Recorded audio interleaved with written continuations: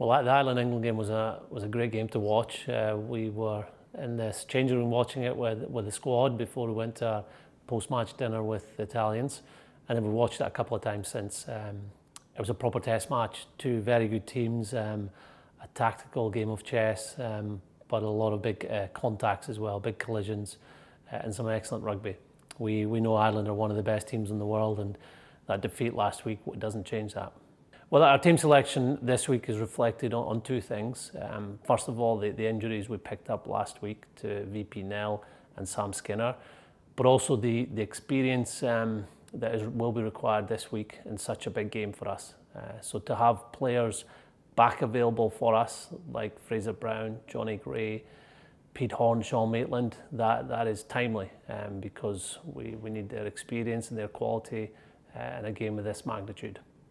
I think going into this tournament, we were looking at Tommy and Sean as being our starting wingers, the way they played for us, the way they played for their clubs and their experience over the past few seasons. With Sean being out injured in our opening game, Blair got his opportunity to show that he can play at test level, and he played very well. He made an interesting selection, a longer discussion than we'd previously planned. But we still believe that Sean and Tommy are best suited for what Ireland are going to bring. And they've also been playing really well for Scotland in the November Test Series. Knowing that Blair is on the bench is a bonus to us. He can cover all three positions in the back three, and he's full of confidence right now. Fraser's been excellent for us over the last few seasons at hooker, and seeing his competition develop with Stuart McInally, he's brought the best out of both players. But he's also played on open side flanker for us. He was one of our best players in the summer against Argentina, and the way he's trained the last 2 weeks, he's definitely fit and can't wait to take part in this game.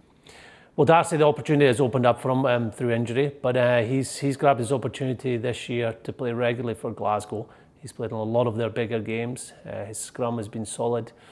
Defensively, he's been solid as well. I think that's down to his development as a player, but also his fitness level. And we have real trust and faith in Darcy that he can make a big impression at test level.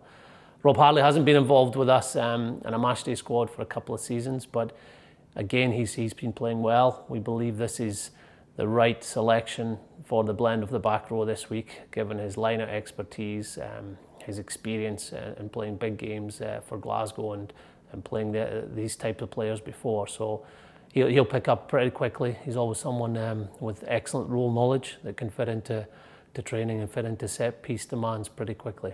You're playing the Grand Slam champions, you're playing a number 2 team in the world. It's the Guinness Six Nations, which is the best tournament in the world, and there'll be a great atmosphere. Ireland, whether they'd won or lost last week, would be coming to this game all guns blazing to win. To be in the mix for the championship, to show that they were a better team than they played 2 years ago at BT Murrayfield. And we will have to be our best no matter what performance Ireland bring.